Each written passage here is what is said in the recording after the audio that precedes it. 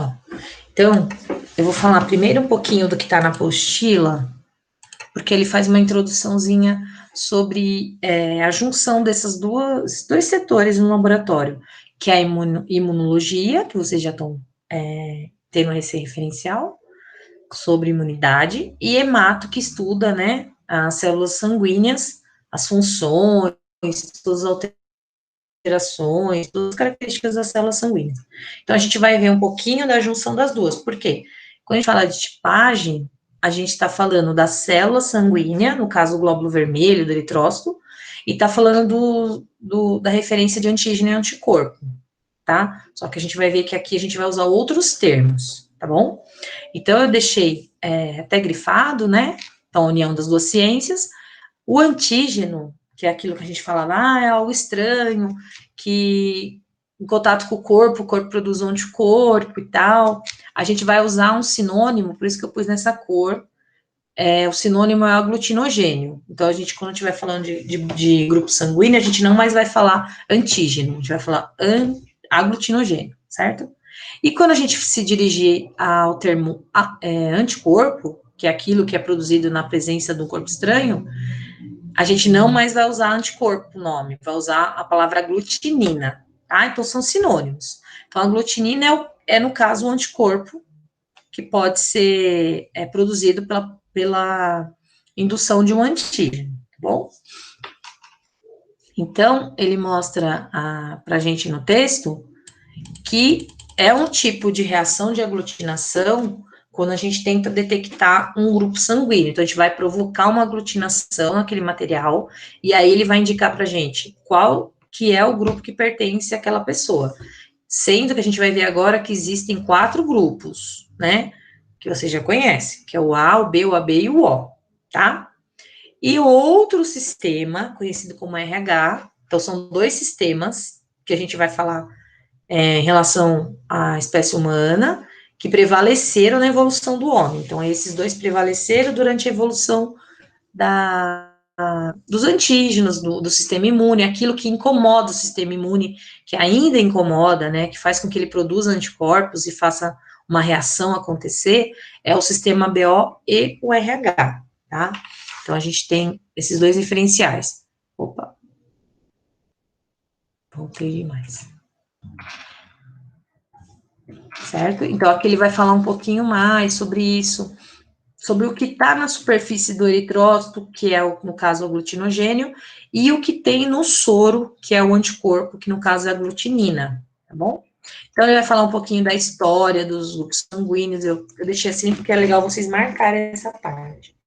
Então, existe não só a BORH, existem outros sistemas, MNS, KEL, Lewis, então esses daqui não ficaram adaptados às condições da espécie humana.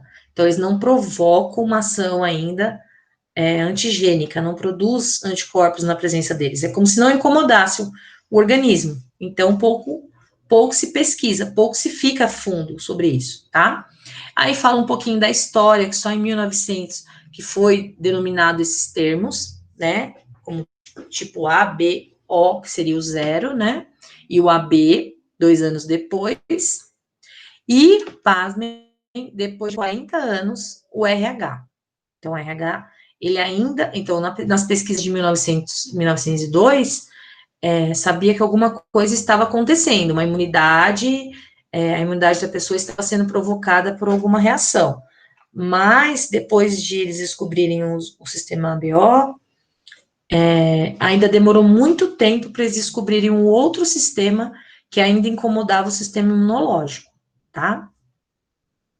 Aí ele fala um pouquinho que é uma expressão gênica, então a gente vai ver aqui um gene do pai, um gene da mãe, aí vai ver qual é o dominante, qual é o recessivo, para saber qual grupo sanguíneo vai pertencer àquele indivíduo, né?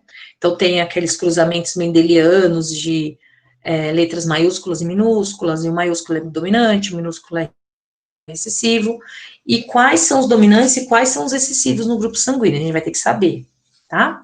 Então, ele fala um pouquinho, é legal a gente dar uma boa lida nessa parte do texto, que ele acaba exemplificando quando a pessoa tem um gene para o A e um gene para o B, ela vai ser AB, por exemplo, né? Então, por quê? A gente sabe que o gene A e o gene B são codominantes, ou seja, eles têm a mesma força, eles se expressam do mesmo modo, tá? Então, vamos parar aqui um pouquinho para olhar o slide só para ilustrar o que a gente estava falando. Então, a gente vai falar, além dos grupos sanguíneos, do sistema BO e do RH, a gente vai falar de uma doença que envolve o RH, que é a eritroblastose fetal, tá bom? Então, a gente vai falar um pouquinho do ABO, que são alelos múltiplos, que é aquilo que a gente aprendeu com Mendel, sobre referência dos genes. Aqui é a história que eu comentei com vocês agora, né? Sobre a descoberta do sistema BO por Karl Landsteiner. Então, na época que a gente descobriu, a gente não, ele, né? Descobriu por observações, por misturar massas de sangue, ele via que existia aglomerados, que era o coágulo. Então, ele foi nessas observações técnicas que ele começou a ver que tinha coisas que ocorriam entre o sangue. Eles não eram o mesmo sangue em todas as pessoas. Ele morreu em 1943, bem pertinho do tempo que descobriram o RH. Então, ele não curtiu toda a descoberta do RH e dos dois sistemas que faziam parte da população humana já desde aquela época, tá? Mas ele ajudou bastante, contribuiu para a primeira pesquisa, certo? Então, por que existem os diferentes tipos? A gente vai ver. E por que existe a incompatibilidade? Então, uma coisa tem a ver com a outra. Existem vários tipos porque existem vários genes que vão se expressar ou não nos cruzamentos, né? Então, dependendo qual gene que o pai e a mãe carrega, e nisso, no cruzamento, vai ver a relação da dominância ou não, é que vai dar a consequência que é o filho, qual tipo de sangue o filho vai ter, tá bom? Então, existe o A, o B, o AB e o zero, mas a gente fala O, certo? Por uma questão de estética, eu acho, né? Vai ficar tudo letra, mas ele também é conhecido como zero ou ausência de aglutinogênios, tá? Por isso que é zero. E depois também a gente vai observar se tem ou não aglutinina. Então, quem é A tem aglutinogênio A, mas tem aglutininas? Tem anticorpos? Isso a gente tem que ver. Quando a gente fala que aglutinou, provocou uma aglutinação, é que o sangue perdeu o aspecto normal dele. Então, aspecto viscoso, homogêneo, né? Uniforme, ele sempre tem esse aspecto, né? Mesmo que no tubinho lá parado, se você homogeneizar, ele vai ter um aspecto homogêneo. Quando aglutina, ocorre a aglutinação, ele forma um coágulo, ele se separa do soro, ele forma um aglomerado de células, né, vermelhas. Então, a gente vê nitidamente isso, tá? Então, existem dois tipos de aglutinogênios, seria o A e o B. E existem dois tipos de aglutininas, que são os anticorpos, anti-A e anti-B. Tudo isso é determinado geneticamente, tá? Como? Então, assim, o pai, então o fenótipo vocês sabem que é como cor de cabelo, cor dos olhos, né? E o genótipo é o que está no gene, né? Então, o que está no gene a gente não vê, a gente só consegue ver o fenótipo, né? Assim, muito menos ver o pai e a mãe, ver a expressão do pai e a mãe, a gente não consegue, só se fosse fazer uma pesquisa a nível de DNA. Mas, por exemplo, num casal onde existem uma referência que deixou, né, uma referência de um GNA do pai e um GNA da mãe, como vai ser esse indivíduo, né? Então, e a gente vai conseguir imaginar que depende dos cruzamentos mendelianos, que é aquela distributiva, ou os quadrinhos lá de Punnett, você vai fazer também os quadrinhos para conseguir referenciar o cruzamento. E ver se vai ter filhos A, filhos O, qual é essa pegada, né? Como o genótipo da pessoa não dá para a gente ver, a gente nunca sabe se ela é pura ou ela é híbrida. Então, quando ela é pura, ela tem os dois genes iguais. Quando ela é híbrida, ela não tem os genes iguais. Ela sempre carrega um gene do O. Só que o O não se expressa porque ele não tem força. Ele só aparece aqui. Ele pode ser arrastado por gerações, mas ele não se expressa. Ele só se expressa em dose dupla, tá? Então, o soro, geralmente, estão os anticorpos. E nas hemácias estão os antígenos. Então, nas hemácias estão os aglutinogênios e no soro estão as aglutininas. Bom, aí a gente consegue fazer uma tabela para falar. Ah, então, quando eu sou A, eu tenho dois jeitos de referenciar. Seja assim com a letra maiúscula, ou seja usando um I grande, um I maiúsculo, que vem de imunidade, tá? Então, tanto assim ou assim tá certo. E aí, quando eu sou A, eu posso ser puro ou pode ser híbrido. Isso. Eu posso ser puro ou posso ser híbrido. Eu posso ser homozigoto ou heterozigoto, tá? Dá para saber? Não. A gente sabe aqui porque a gente está propondo exercícios, mas a gente não sabe a nossa história, né? Quando a gente tem filho, a gente consegue imaginar qual é o nosso genótipo. Antes de você ter filho, você não consegue. Porque o filho vai vir para ajudar a ver se o gene é puro ou híbrido. Porque aí na referência, por exemplo, aqui em casa, eu sou A e meu marido é O.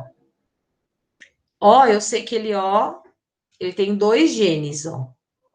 Então ele não tem outro jeito, ele é sempre homozigoto, né? E ele é um homozigoto recessivo, por exemplo. Eu não sabia que se eu era um A puro ou um A híbrido, até eu ter meus filhos. Aí o que aconteceu? A Mari saiu A, ok. E o Matheus saiu O. Então, assim, por causa do Matheus, eu descobri que meu genótipo é A híbrido. Então, eu não sou um A puro, vamos dizer assim. Eu sou um A heterozigoto, porque eu carrego o gene O e eu transferi esse gene O, né, para os meus descendentes, que aí aconteceu de um Matheus CO. Então, até então, você não tem como saber se você é A puro ou B puro. Os únicos que dá para saber efetivamente os genótipos é o AB e o O, porque não tem outra saída, vamos dizer assim. Então, aqui tem dois exemplos de cruzamentos, ó. Então, se a gente usar a letra I e eu falar, num casal AB, quais são os possíveis filhos, ou dá para nascer um O? Aí você faz a distributiva. IA, IAB, IAB e BB. Então, eu vou ter chances de 50% desses indivíduos, dos filhos serem AB, 25% de chance do filho ser B e 25% dele ser A. Não tem como sair O daqui. Para sair O, tinha que ter um gene O de cada lado e eles se encontrarem, né? E aqui, um casal O, dá para ter filhos de outro tipo? Não, porque um casal O, ele só carrega esses genes, né? Que são os homozigotos recessivos. Então, não tem como, nem tem I maiúsculo aqui, muito menos IA, né? Então, isso é um pai e uma mãe, por exemplo, né? Então, não tem como. Então, a gente tem como fazer os cruzamentos para entender essa relação. Como que é a expressão dos genes? Os dois juntos, né, são mais fortes que o gene do O. Então, o gene do A, quando está junto com ele se expressa o A. Quando o IB está com o gene do O, vai se expressar o B. Qual é o único jeito de aparecer o O? Quando tiver dois genes Izinhos juntos. Porque como ele é recessivo, ele só tem força quando está em dose dupla. E o A e o B, quando estão juntos, o que acontece? Os dois são fortes, então os dois vão se expressar. Por isso que surgem as pessoas AB, tá? Já está finalizando aqui. Aqui é uma regra de transfusão, então aqui a gente vê uma hemácia com os aglutinogênios na sua superfície do tipo A. E a pessoa B tem os aglutinogênios do tipo B. E a AB tem os dois aglutinogênios, aquele que veio de A, aquele que veio de B. E o O, ou zero, não tem nenhum aglutinogênio na sua superfície, tá? E aqui, então, são aquela tabelinha de doação. A seta indica o caminho do sangue. Então, a seta vai... O sangue do AB vai para ele mesmo, só. Então, ele não pode... O sangue do AB não pode ir para nenhuma outra pessoa. O sangue do O pode ir para ele mesmo, pode ir para o B, pode ir para o AB e pode ir para o A. Então, ele é um doador universal. E reparem que o AB, todas as setas estão nele, ó. Quer dizer que ele é um receptor universal. certo? Então, isso é uma cola. Às vezes eu coloco isso na prova e a pessoa não consegue interpretar isso aqui. E aí eu pergunto as coisas e ela não responde. Então, isso aqui, tenta entender que a seta é o caminho do sangue. O sangue daqui tá indo para lá. Se tá indo é porque pode, entendeu? Já tá, aqui tá afirmando, o gráfico afirma. Não tá falando se é possível ou não, certo? Aqui, então, é uma tabela que a gente consegue criar, baseado nessa imagem, a gente consegue criar uma tabela assim, ó.